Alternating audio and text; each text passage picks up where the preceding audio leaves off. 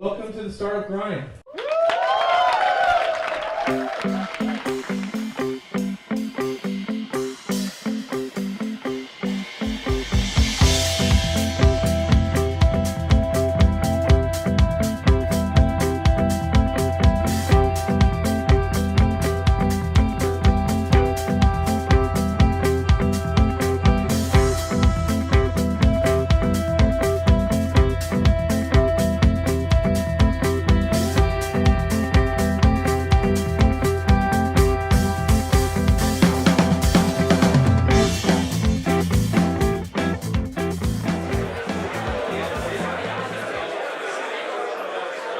Brian Caulfield, everyone. Put your hands together for him.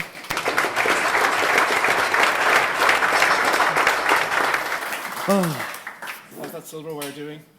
It's great. It's great. Every prize worth winning this year. Well, let's just put that to one side now for a little while.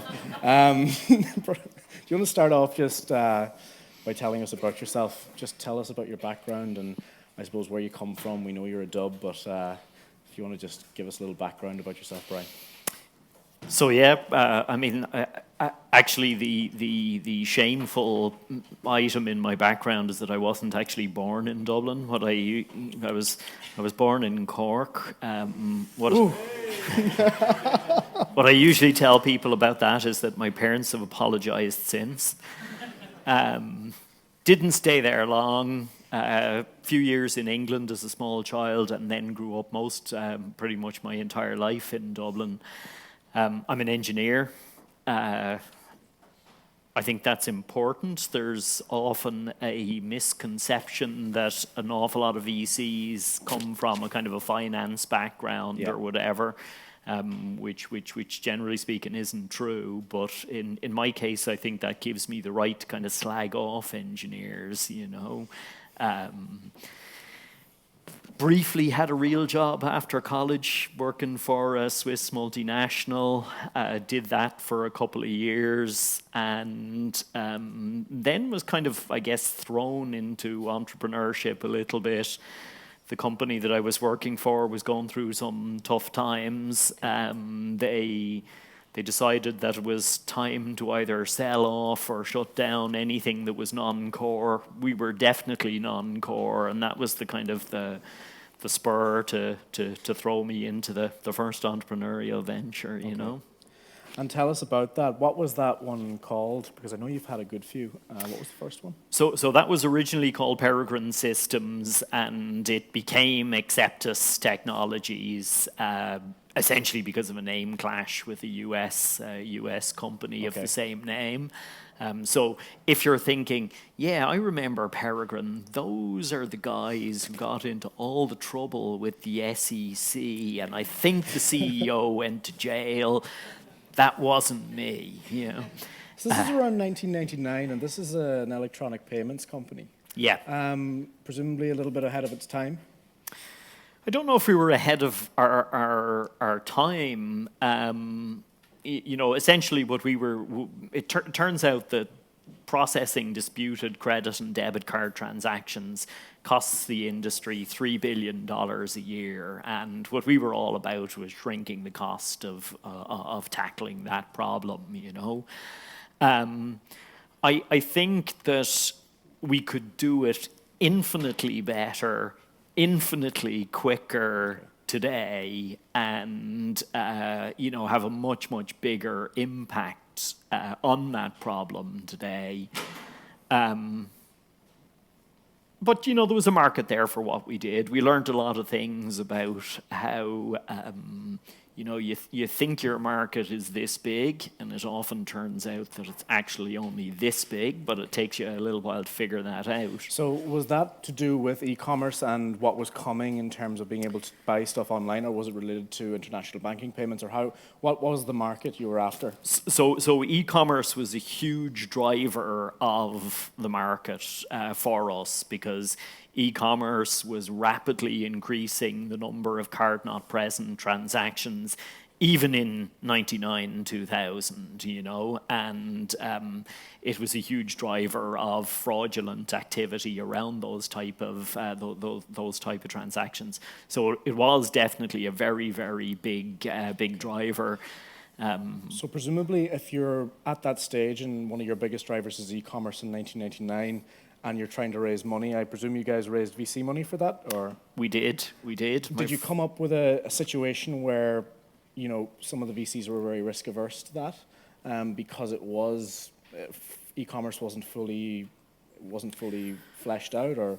Not really. Frankly, completely the opposite. I mean, I remember in 1999 going to Sandhill Road to talk to US VCs, and at the time we were thinking of raising like something between $5 and $10 million. We already had Delta Partners as an investor. Shay Garvey, who's now with Frontline, but we wanted to raise a bigger round. So I was going around saying, look, we'd like to raise $8 million. And guys were saying to me, forget it. You should raise 15 to 20 and spend it in 9 months, right? By the middle of 2000, that picture had changed a little bit, So you sold the company in what year? Because we sold the company in November 2000. Okay, so that's quite a quick turnaround from 99 to 2000. Was that fueled by the fact that the bubble was about to burst or did burst, or was it an acqui-hire, or why was it such a quick acquisition? So essentially what happened was that we were actually scheduled to merge with a company called Paylinks. Okay. And Lehman Brothers, the late lamented Lehman Brothers, were going to take us public on NASDAQ. And we're writing the S1, the filing document for the IPO, telling us you'll go public at 400 million market cap. You'll quickly trade up to $1 billion, That there wasn't even a question about it. You didn't have to do anything to trade up What's to $1 billion. What's going through your head when you're hearing that? Well, I'm thinking, young Cork, Dublin guy from the sticks. I'm thinking, well, even after the merger and the IPO, myself and my wife will still own like 16% of this company. I will be sort of rich beyond dreams of avarice kind of thing to start with, And also a whole stack of people on my team are going to make $1 million, like not just one, but many people are going to make $1 million from their options. What could be bad about this? Yeah. What's wrong with this picture? What was it like when presumably everything? So that was kind of scheduled for May of 2000. That was the target date for the IPO. In March 2000, there was the first kind of blip in the market. The Paylinks guys, who were probably smarter guys than we were, they got nervous pretty quickly. So they sold themselves to a company called CyberSource, which was already public. Theory was CyberSource were going to buy us as well. We started to get a little bit nervous about that, and it was then a choice of either raise more money, which was increasingly tough, or sell the business. And we chose to sell the business. And when you went to sell the business, how did that happen back then? Was it in those heady days of like just about the bubble time? I mean, did you just solicit yourself to someone who was in the same industry, or was an offer made, or how did that work? We did have a corporate finance advisor, but it wasn't a case of kind of touting it around widely. We talked to a couple of people that we knew would be interested in the business. The guys in Trintech had previously expressed an interest in the business, so we knew there was interest there. Okay. Cool. I mean, in terms then of when you look back at the first couple of times when you've launched a startup and you've looked to raise money both from angels and from VCs, can you give me an insight into what are the main things that you did right and what were the main things that you did wrong looking back on that process, if any? So I think in terms of things that we did right, we were solving a real high value business problem. It was always crystal clear when we talked to people, what was the problem we were solving, who was the target customer for that offering, and what were they going to get out of it. Okay. They were going to save money. Okay. So in other words, it wasn't like a situation where you have a consumer tech startup and the focus is all on usage and building up traction. You knew what the end result would be, and you pretty much had a good idea of what the steps would be in order to get there. Exactly. And, I talk to people a lot about elevator pitches. Our elevator pitch ultimately became very simple. It took us a long time to get to a really nice, crisp articulation of what it was, but our elevator pitch was, processing disputed credit and debit card transactions costs the industry $3 billion a year, and with our technology, we can drive that down by to a fifth of that cost. Okay.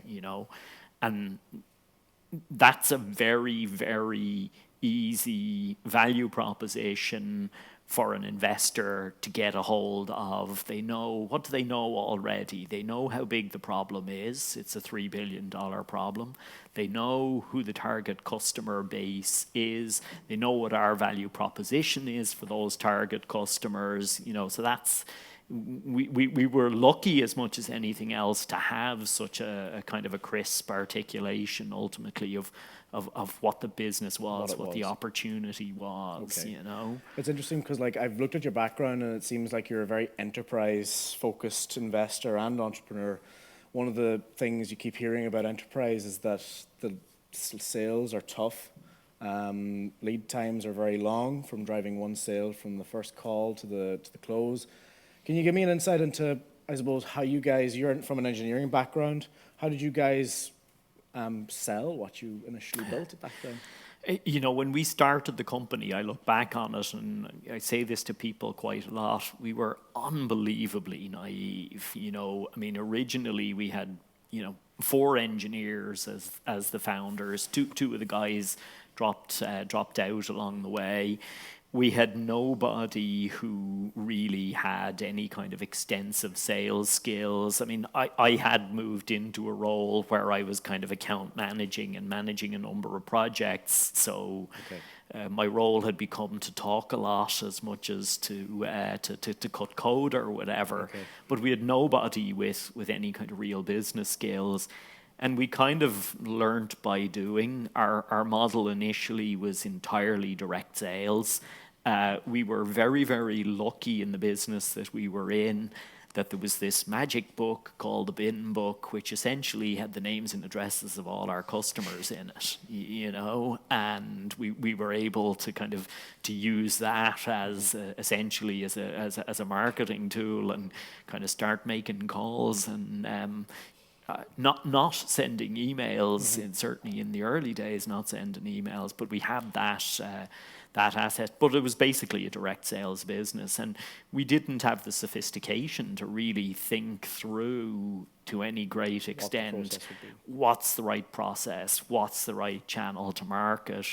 And, I think one of the things that's different now is the pace of change is so much faster that you've got to figure that shit out quicker, and if you don't, you're going to be dead in the water. But in those days, I'm not going to say it was,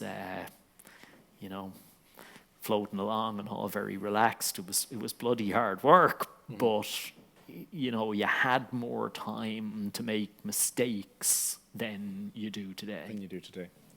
Okay, so back to the fundraising thing. So I want to get a meeting with Brian Caulfield. I'm an early stage enterprise software company in Ireland or anywhere in Europe, and I'm working in an area that you've worked in. What do you think is the best practice to try and, I suppose, first of all, impress you and then hopefully get that meeting? Well, I suppose there's a couple of things. You've all heard it before, the warm introduction. The warm introduction genuinely matters a lot, If somebody that I know and respect says, look, you really ought to talk to this person. You know, they're really strong technically, great product opportunity, whatever it happens to be. That really matters. Okay. You know, and you know, let's face it. If Sean there, I'm not sure why Sean is here. He can listen to me anytime. But if Sean there says to me, you know, you should talk to this person, then I'm also kind of saying, well, you know, because Sean has said I should meet them, then I owe it to Sean. Works. So that's important. The other thing that I really respect is tenacity. You know, persistence, yeah, because that tells you something about the character of the person, and if they're as tenacious in, you know, pushing to get a meeting, then, you know, that says something about how tenacious they'll be in all the other things they need to do to have a successful business. So that's a big thing. Increasingly, I feel everybody deserves to get a response. So if you email me, at the very least, I'll do my best. I'm not saying I reply to every single email, but I will try and respond. Increasingly, it is kind of a case of, okay, send me a deck first, and I can flick through a deck quickly and see if it's worth spending an hour having a chat about the business or not, as the case may be. You know, some people will advise you, they'll say, never send your deck first, right? Never do that. That's all very well if, you know, you're Biz Stone. Biz Stone doesn't even have to have a deck, you know, we can just Founder of Twitter, Biz Stone, yeah. He can just show up, you know, but you guys aren't all Biz Stone, so you have to send the deck first. Burn. Tell me then, in terms of, you know, that pedigree of entrepreneurs, the Biz Stones of the world, the Dylan Collins of the world, or whatever, guys that consistently and serially go through and exit upon exit upon exit and show a great kind of zeal for what they're doing in terms of starting companies and selling them.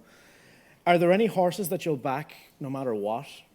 And have you backed anyone that you funded previously time and time again?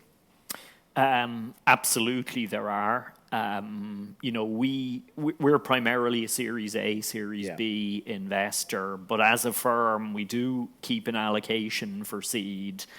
And what is that allocation? It's about 5% of the fund. Okay. So about 5 million. So a large part of that gets deployed specifically serial entrepreneurs that we know and love. And, you know, two examples in our current portfolio, two of the guys who were founders of CSR, the Bluetooth chip guys. That company was worth a couple of billion, so they get a lot of money on the back of a PowerPoint and nothing else, you know. I'm surprised they even need the PowerPoint. Yeah. And in an Irish context, I'm an investor in a company called MTT, Mobile Travel Technologies. The founder there is a guy called Jerry Samuels. In Trinity, we backed his previous business, Gradient, which was sold to Sabre. And it's funny, I mean, that company has had, you know, many, many challenges. It's the company in my portfolio that I worry the least about, because I just know that Jerry is absolutely all over it, and that, you know, there's probably nothing that I'm going to tell him that he hasn't heard, that he hasn't thought of, and that you know, that he isn't executing on already if it's the right thing to do for the business. Okay. You know? It's interesting now that you mentioned Series A, because I suppose one of the things that's been touted a lot in the tech press in the last few months is, well, we talk about the term disruption, and we think about industries that technology disrupts and how middlemen get disintermediated. How do you think venture capital is going to stand up to technology in the next 5 to 10 years? Because one of the things that's recently been introduced is AngelList syndicates. And just as a little bit of background for everyone, AngelList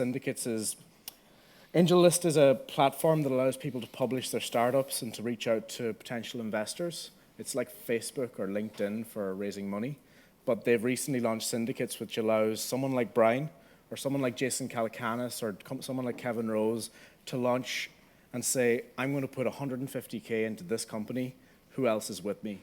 So they can actually, within 3 or 4 days, and it has been done, they can raise up to 800K or $1 million and potentially, I suppose, compete with you guys for the Series A deal flow. Do you see that as a potential problem for you guys going forward, or how are you going to deal with that, or how does technology play a big part in your everyday activity? I personally don't see it as a problem for guys like us. You know, I see it as an important part of the funding mix and an emerging part of the funding mix. I think it is absolutely essential that we have a vibrant angel market, and I think, you know, angel list syndicates to me is actually taking the Keiretsu model and bringing it online. Yep. You know, that's really kind of what's happening there. I don't see that as being really competitive with what we do. I suppose because you guys are more enterprise and I suppose angel list. Well, no, we do a lot of, we actually do B2C, where we're not in any sense, you know, Grays, for example, which the first check we wrote to Grays was 50K, right? Okay. And you know, so we aren't averse to that type of business or anything like that. But I think it's more, you know, what's your objective with the funding. And, you know, if you're a company that, for example, might in the future want to do some acquisitions or might have a requirement to raise additional capital quickly and at short notice, then I think that's always going to be tough to do on angel list, Sure. and that's where guys like us will always have an important role, you know.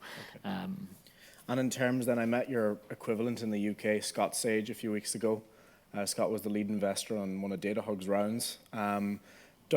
Scott is very interesting because he talks about data in venture capital and his use of data to try and find startups and to analyze his investment's performance. Can you give me a bit of an insight into how do you do that, first of all, and second of all, how do you do it and what platforms do you use?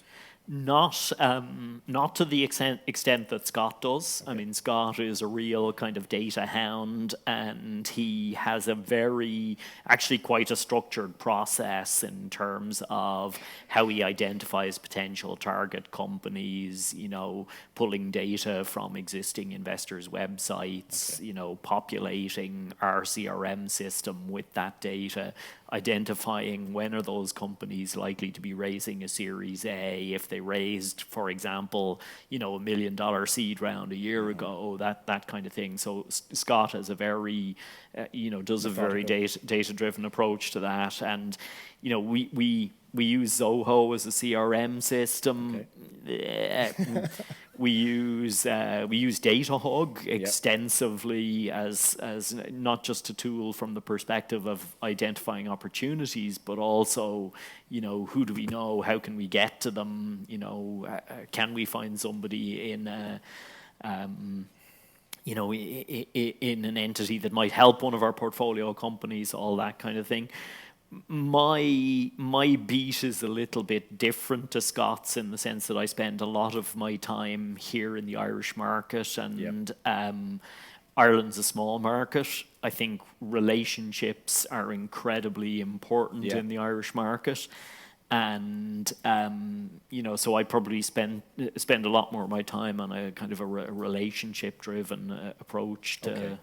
So let's see, Brian, what you do day to day. I mean, you know, what's the deal flow like and what's the level of deal flow like for Series A enterprise stuff coming through Ireland at the moment? I mean, how many new companies could you potentially see every year? And does it keep you on your feet all the time, or are you doing a lot of management with your current portfolio, or how's your time get spent? So I would say that most VCs would probably say they spend about a third of their time working on their existing portfolio, about a third of their time, you know, prospecting for new deal flow, and then up to a third of their time just meeting people who might turn out to be, a candidate for a senior hire for one of their companies, or might turn out to be a potential non-exec director, or, just, if you like, just networking, And then, of course, there's a period where we have to go fundraising ourselves, and that obviously is pretty time-consuming process. Is that something you're directly involved with? Do you engage with LPs, or?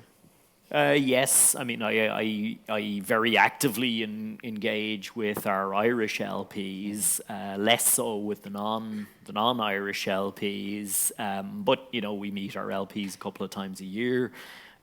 When we go fundraising again, we'll obviously be meeting them much more actively, and all of the partners will need to be involved in that. Okay, so. What's the worst? I'll throw a bit of a stinker in the mix, just an entertaining one. And this might be a little brash, but what's the worst thing you've ever uncovered about a company when you're doing due diligence that stopped a deal? What's the biggest piece of dirt you've found on an entrepreneur when they're trying to raise a round from you? I can honestly say that I don't think I've ever sort of uncovered during due diligence some horrific skeleton in the closet type of thing. Okay.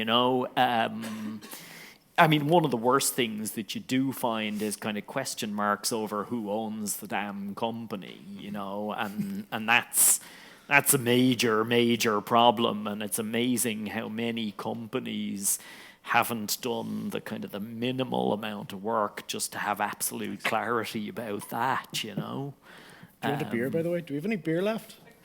Yeah, have a beer. Why not?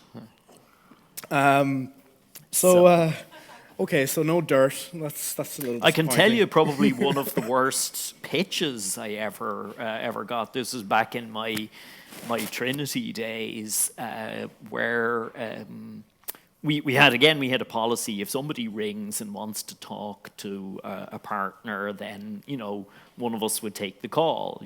So I took one of these random calls, and it was a guy's mother who said, "My son has brains to burn, he has." So that was probably the worst pitch I ever heard. Very good, very good.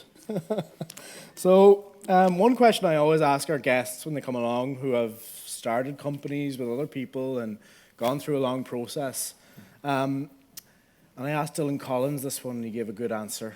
When you're finding a co-founder, you're finding someone that you're going to go the distance with, what are the checks you make to try and gauge whether or not they're honorable and whether or not they're going to stick with you and be honest and integral? What checks can you make, or what's your attitude to it? So the first time round, I didn't have the brains to realize that was an issue. The three guys that I started the company with were guys who were also working in the same company. So we were kind of a founder group that kind of came from the same company. Two of the guys dropped out along the line. The first guy mainly because he just wasn't up for the risk and the challenge of entrepreneurial life. The second guy because of a major kind of clash of personalities between him and the third guy. Okay. And that was kind of interesting. Which one are you? Oh, I'm neither of those guys. Okay. So those two guys, it was a very, very interesting kind of clash of personalities. One of them, the guy who stayed, is one of the smartest guys that I have ever worked with in my life. He's also one of the laziest and most unreliable guys I ever worked with in my life. But if I was going into a really, really important, tough, difficult meeting, to this day, he's probably the guy I'd want sitting beside me in the meeting, Okay. The other guy was incredibly hardworking, just churning out stuff, but to quote my creative but unreliable co-founder, he used to say that this guy was untroubled by original thought, and it was just this, and those two guys could never really find a way to work together, and I could never find a way to make them or get them to work together. So do you think that time is the only real check, the only real test bed you have? Or? No, I think, one of my criticisms of entrepreneurs generally is that they don't do enough due diligence on lots of things. They don't do enough due diligence on co-founders. And, the way that you do that, in my mind, is you meet the potential co-founder, you have a number of engagements with them which need to be pretty in-depth, and you should come away from those meetings with 2 or 3 concerns, and then you go and test those 2 or 3 concerns with reference calls, and you go to people ideally that also know them, that are going to give you the skinny. Similarly, when you're bringing in a new investor, you should do exactly the same thing. The partner in the firm or the investor who's going to be on your board, the relationship with them and the quality of that person, ethically, morally, intellectually, is just so unbelievably important, And, I lots of entrepreneurs say they'll do this, right? They say they want fit, but when it gets down to the nut cutting, they always go for valuation. I cannot tell you how big a mistake that is. Yeah. And how do you gauge it? Calling portfolio companies? Calling portfolio companies. Absolutely. Cool. Absolutely. Calling, and I'll give anyone a list of all my portfolio company CEOs, and you call any one of them. Most of the time people call no one. Okay. That's it, with one exception that I can think of. Jerry Samuels, because Jerry is just, even though I knew Jerry before, he still made the reference calls, Has this guy turned into an asshole in the past 4 years, I saw your presentation for Innovation Dublin on tech ecosystems around the world. And you visited a number of different cities around the world and did an in-depth analysis of what's going on in each city. Like Seattle was one, San Francisco, I believe, was another. Give me an idea, what is it, honestly now, be brutally honest, even though we're among a big part of that community, what do you think Dublin's missing in terms of spawning high potential quality companies from nothing? What are the ingredients that are missing to make that happen here? Well, I think there's a couple of aspects to that. Firstly, you can't expect every ecosystem to produce the same type of companies. So for example, we don't see in Ireland a lot of really, really strong novel e-commerce plays, right? And one of the reasons for that is Ireland's such a tiny market, it's really tough to bootstrap that, whereas in the UK, you've got a 50, 60 million person market, so it's easier to really get some scale in a new e-commerce model. Similarly, ad tech, you don't see much in the way of ad tech here. You go to London because it's a big center of the advertising industry. There's lots of ad tech. You know, if in terms of being critical of the ecosystem here, I think there's still perhaps sometimes a failure of ambition.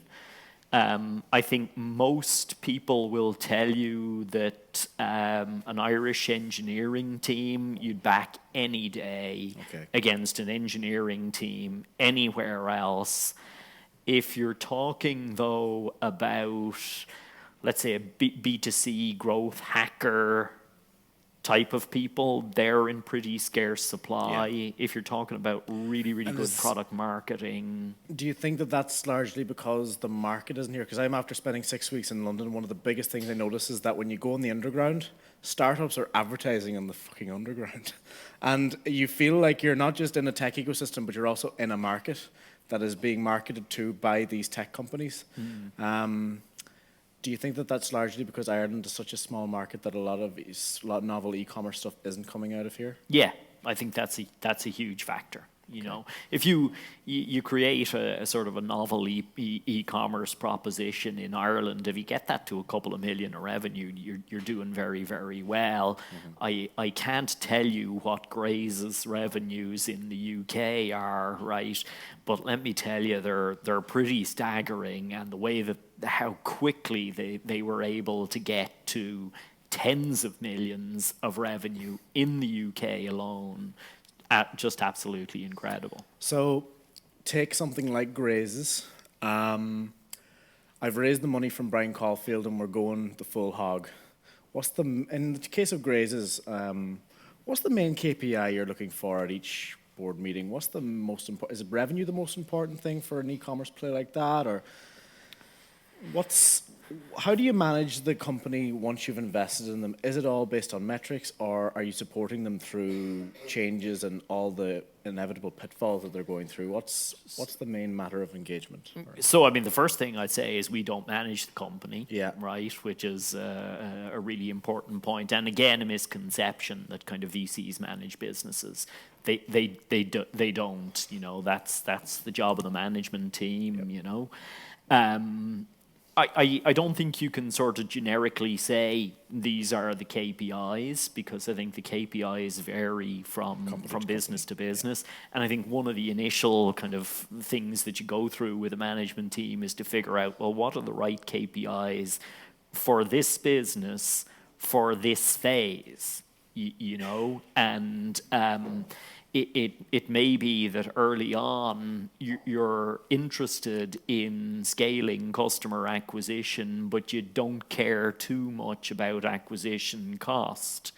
In the next phase, it may be that you're really interested in your ability to rapidly drive down your acquisition cost, you know? So businesses go through phases where the KPIs change, yeah. You know? I think for e-commerce businesses and for B2C, you know, internet service type propositions, metrics are incredibly important, though. You know, there's no getting away from that. True. If you're in a B2C internet service business or an e-commerce business, and you're not all over your metrics, there's something badly wrong. There's something badly wrong. Okay. Yeah. Just to go back then to the entrepreneurial stuff. So one of the things that's been coming up again recently a lot, or at least 6 months ago, was the topic of depression and what's being called imposter syndrome among entrepreneurs. So entrepreneurs who are having an incredibly hard time because of all of the incredibly, you know, dramatic changes and tough things that they're going through, and also this feeling that the entrepreneur is an imposter or someone who's tried to fake it till they make it within their industry. Have you gone through hard times when you were running the first businesses? And if not, can you give us an insight into how some of the companies that you've invested in have dealt with that? Because CEOs are under an incredible amount of pressure these days. Yeah, CEOs have always been under incredible amounts of pressure. You know, being a CEO is a very, very lonely place to be, and it's one of the reasons that I think having a really good chairman in a business can be incredibly helpful. You know, and ideally a chairman who is a company builder, you know, somebody who can really relate to the challenges of the founder, you know. So I think that's one kind of way to address the problem. I mean, in my first business, I went through one incredibly difficult experience. Okay. I'm not going to tell you. Fair enough. The details of if you like the situation itself, other than to say that it was actually nothing to do with the business. It wasn't sales performance. It wasn't problems with customers. It was actually something that was staff related and kind of external to the business. Made the front page of the Irish Times, thanks be to Christ, with no names mentioned. Wow. On the day it made the front page of the Irish Times, I knew. And is this as it was happening, or is this after some legal, or what happened? This is after a period of time. I'd say that the crisis, if you want to call it that, had probably been going on for about 6 months when it finally hit the front page of the Irish Times. And I knew that all of the staff in the company would immediately know who was being referred to. That's us. Yeah. And I had to, call all the staff together and say, look, you'll obviously be aware that this is us. You hopefully understand why I couldn't tell you about this previously. But I mean, in that case, I was very lucky. I mean, the situation was such that the minute I became aware of it, I had to call my investors and go and talk to Shay Garvey and say, look, Shay, we've got a serious problem, and lay it out for Shay. Shay, who is an absolutely super guy, the first thing he said to me is that I needed to get personal counseling in relation to this, which I did. And it was incredibly important that I did, if you like, just that there was somebody who cared about me in the situation,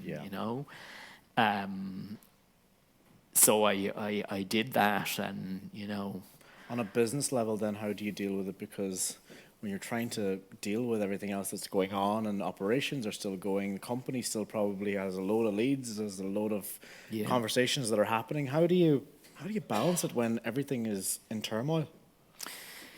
I don't think there's an easy answer to that. I'd love if there was some kind of magic,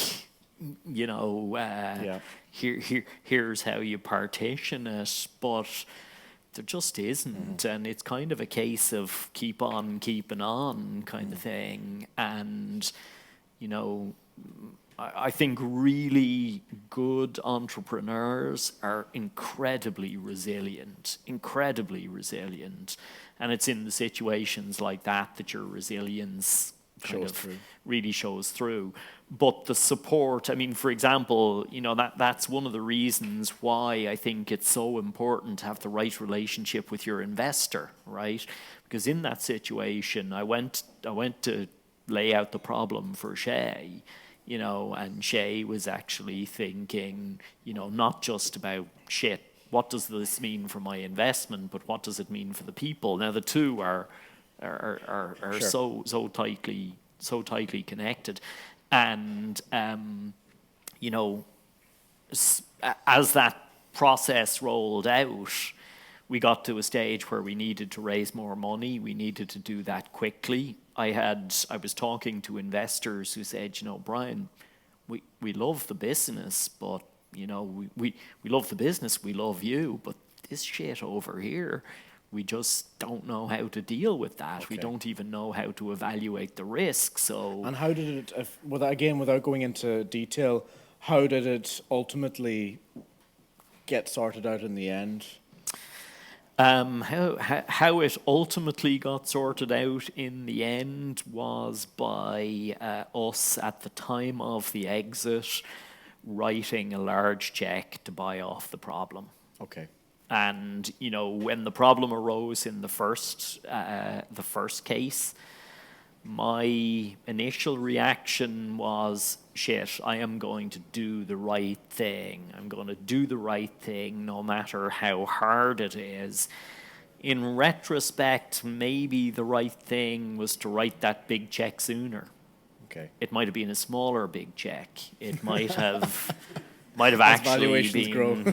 been better for everybody involved, you know. But I was determined. I was going to do the right thing, you know. So tell us then, you had another company, another few companies, in fact, and then you went into venture capital. Did you do that with zeal, or were you excited about getting into venture and getting off the entrepreneurial stand, or was it a reluctant thing, or was it done enthusiastically, or how? It wasn't remotely reluctant. I love being an entrepreneur. Absolutely love being an entrepreneur, and you know, I have regrets. I think I've got one of the best startup ideas I ever had still rattling around in my head, and just can't understand why somebody else isn't doing it properly. You know, but you know, at the time we sold the business to Trintech, and I was supposed to stay around for a couple of years. But I remember sort of talking to Shay about how interested I was in venture capital, you know, dropping heavy hints and so on. Shay had zero intention of hiring me into the partnership. But you know, when Trinity Venture Capital, essentially what happened was they asked me to do a couple of due diligence assignments for them. One was on a great company called Havoc, and I did the due diligence assignments. Again, didn't have the cop to realize that I was being test driven, so to speak, and then was asked, you know, would you like to join, you know? Well, you know, talk to me about the package, and you know, fucking sure I would, you know? So therefore, you were at a point where you wanted to get out of the hot seat and onto the other side. And how does the lifestyle differ? Is being a venture capitalist in a global fund, is it obviously it must be a lot more stable because it's a lot more day to day? But what's hard about being a VC? It is and it isn't. I mean, I think you know, like a lot of jobs, it's kind of as hard as you make it in some respects, and I do a lot of things that make it harder than it probably needs to be. I enjoy it tremendously. I mean, I think the opportunity to look at and interact with all of these incredible businesses and incredible people. And by the way, I don't mean by that they're all incredible businesses or all incredible people, but there's a lot of incredible businesses and people out there. That's fantastic, fantastic fun. I think VC is actually a pretty entrepreneurial business itself. You know, I mean, it's often quite opportunistic, and I think being able to kind of see an opportunity and being willing to take a leap of faith is important in VC. You know, what's different? We do pay ourselves a regular salary, at least until the next time we have to go fundraising. Yeah. You know, that's nice. You know,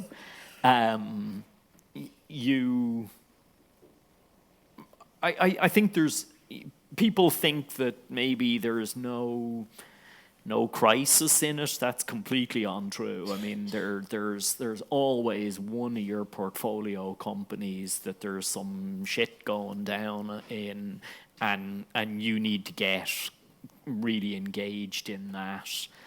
And you know, and sometimes those situations happen incredibly quickly, and you know, all of a sudden you're working 20 hours a day, you know, and it could be good, it could be an acquisition offer coming in for a company, or it could be that bad, you know. I mean, in one of my portfolio companies, we had a CEO who died incredibly suddenly, and, you know, that was a reasonably substantial company. Yeah. That's some shit you got to deal with, you know, and And how much do you think? How am I going to word this? So you think about companies and you think about crises that are going on in companies, how pivotal or how important is the VC, or how much does the VC actually do in the background with the average venture-backed startup? Do they actually? Because, for example, the story goes that Sheryl Sandberg was recruited and tempted by Mark Zuckerberg, but the VC community in San Francisco would say otherwise. Is it such that you're actively always looking for the next CMO or the next big hire for companies, and you're really, really pushing a lot of that stuff through for them while they get on with the business? You'll certainly be making a kind of an ongoing assessment of the kind of strengths and weaknesses of the management teams, and you come to a conclusion yourself about the about the strengths and weaknesses and where kind of changes or additions might need to be made. And I would say that good quality VCs are usually pretty engaged in that process, both in the evaluation, in aligning people around that view.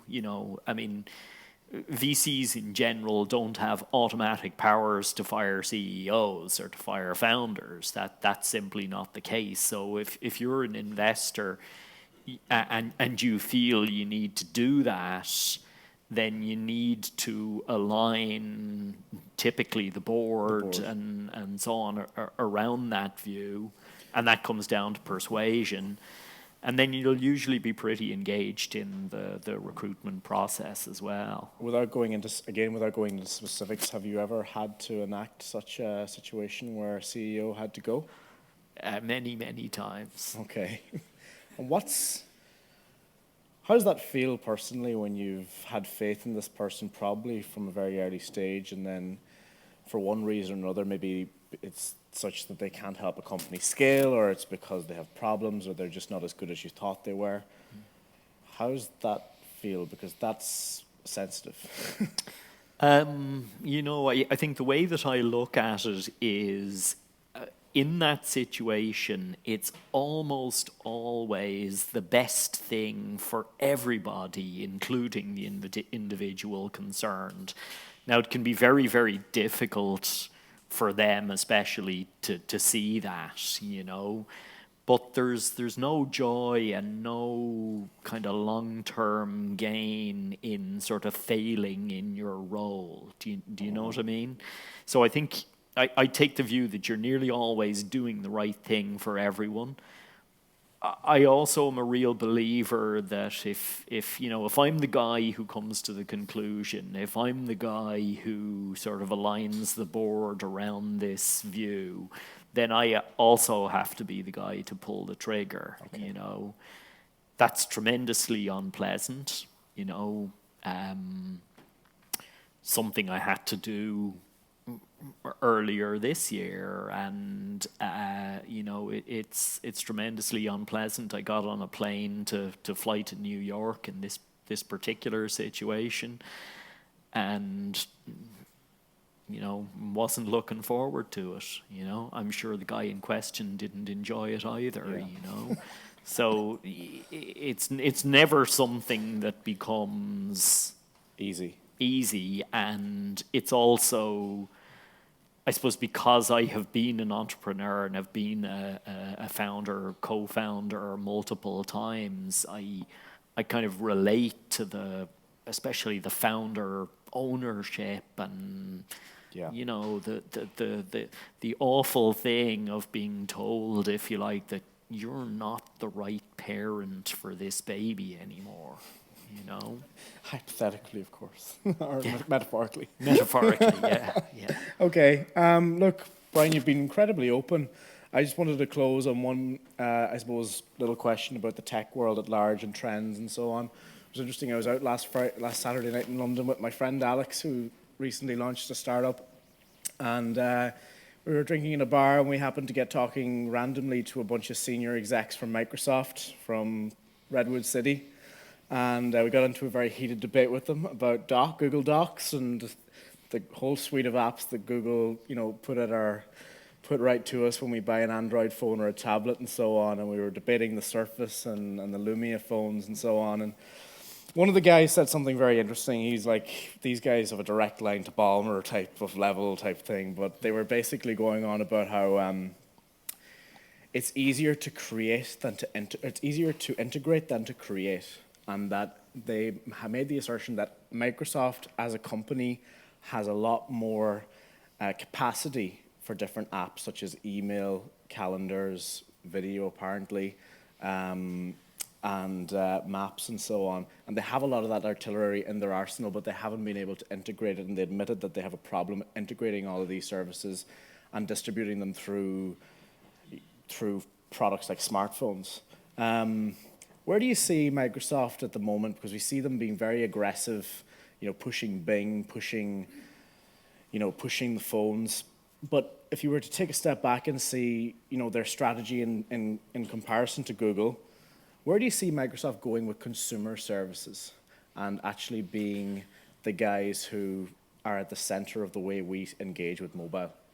So I believe Microsoft will really struggle with consumer services, but maybe not for the reasons that people might necessarily think.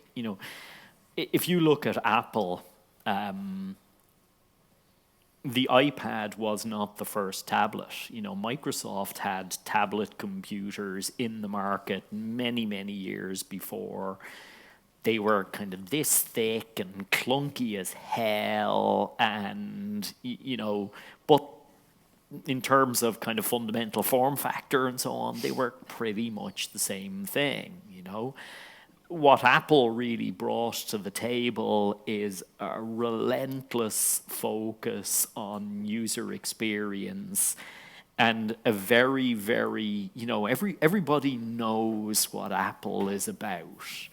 I don't think consumers really know what Microsoft is about, Now, the other side of that coin is, believe it or not, I love the Surface, right? And one of the things that I really like about the Surface is fantastic ink to text.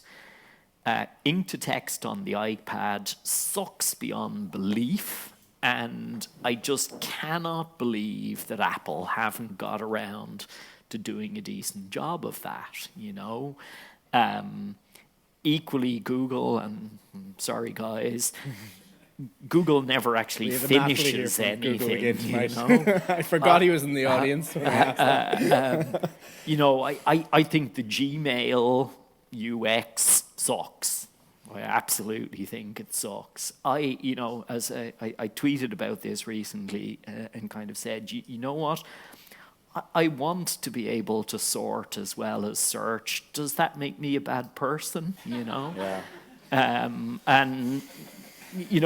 the thing about Apple is there's such an incredible focus on the user, and user experience is central to what Apple does, But if you look at Google, for example, they've made a lot of very key strategic hires that have made their way into the products that they're shipping.